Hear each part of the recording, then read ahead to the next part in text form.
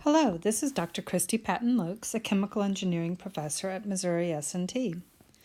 In this lesson, we're going to be continuing looking at estimating manufacturing costs based on Chapter 8 of Turton et al.'s textbook.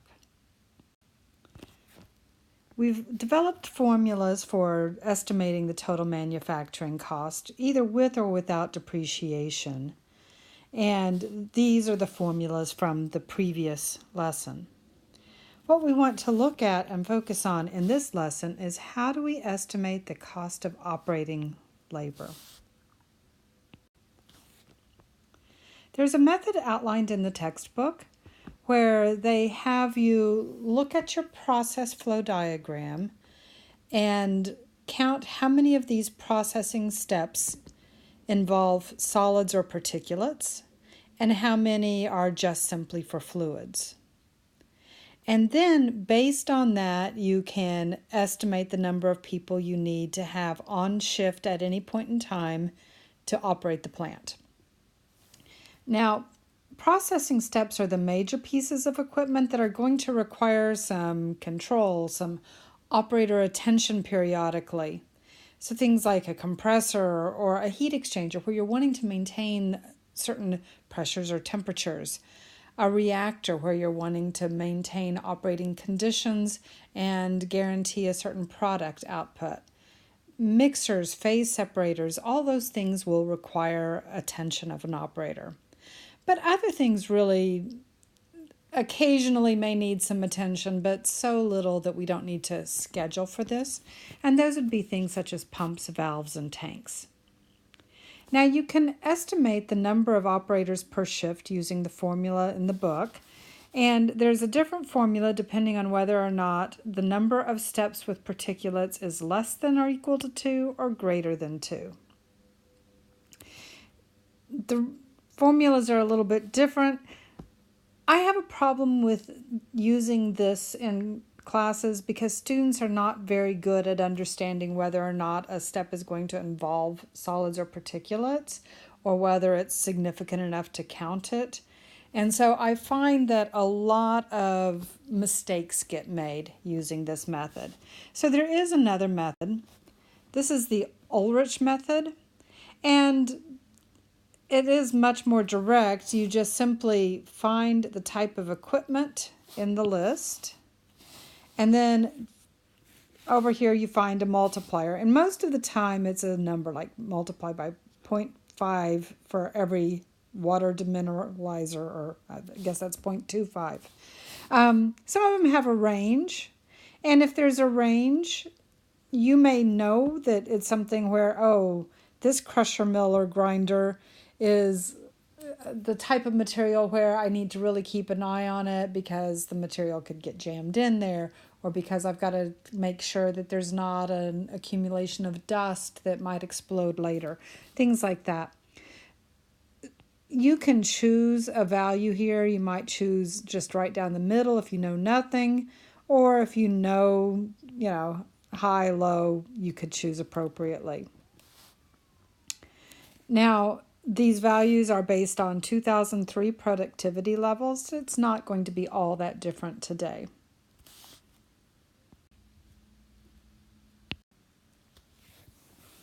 So let's just look at using this Ulrich method for estimating a crew size that's needed for a process that has 1 reactor, 7 heat exchangers, so forth, going through this list.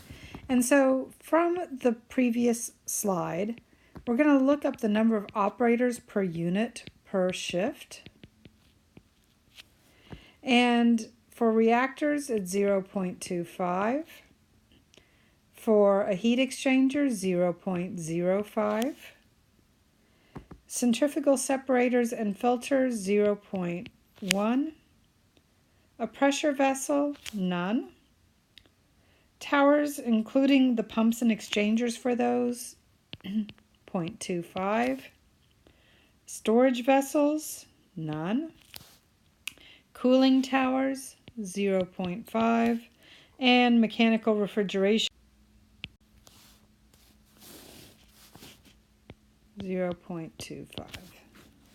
Okay, so then I need to figure out how many operators do I need per shift by just multiplying by the number of units. So multiplying 1 times this, 0.25, 7 times this, 0.35, 0.20, 0, 0.25, 0, 0.5, 0.25, and then add these up, and the sum of this is 1.75.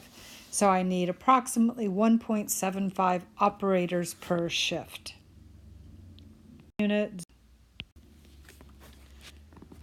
So the next question is, how many employees do I need to hire in order to man that shift? So the answer is 4.5 for most cases. Basically, what we need to do is we need to look at the fact that if you have 365 days in a year and 3 shifts per day, then that means I have 1,095 shifts per year that must be covered. And with that, I know that employees need time off, okay? They typically work 5 shifts a week, and they usually, on average, take 49 weeks out of the year that they work. That's 3 weeks of vacation or sick days. And that may be something that you would want to adjust. Anyway, so one operator will be able to work 245 shifts per year. So if there's 245 shifts per year for an operator, and you need 1,095 shifts covered during the year, then divide those and we get 4.5 employees are required to cover one single operator shift for a plant that operates, 24/7. 0.25. So let's look at this example. So in the previous example using the Ulrich method, we found that we needed 1.75 people, okay, per shift. And so how many operators do we actually need? Well, step 1 is I'm not going to be able to actually have 1.75 people there. At all points in time, I'm going to need whole numbers of people. So I'm going to round up, and it's always round up. Don't round to the closest integer, round up. So I'm going to need 2 employees or 2 crew members at any particular point in time, okay? And it's going to take 4.5 employees for 1 crew spot. So therefore, I'm going to need 9 employees. Okay? Now, that's good, but we need the cost of operating labor. So we need to know how much to pay these 9 employees. Fortunately, the government does keep statistics on things like this. The Bureau of Labor Statistics, BLS.gov, keeps track of wages by area, occupation, or nationally for over 800 occupations. Now, chemical plant and system operators is coded 51-8091. If you go to this page and look, you'll be kind of overwhelmed. So having that code number will help you. And the median for a period of time, you can look it up. What I have here is for May 2016, which was the data that was available in July 2017. So this would be updated today. But just under $60,000 per year is what the average is. Okay. Now it's also going to have information, if you look here, about, like if I want to hire only the best, what do I need to pay them?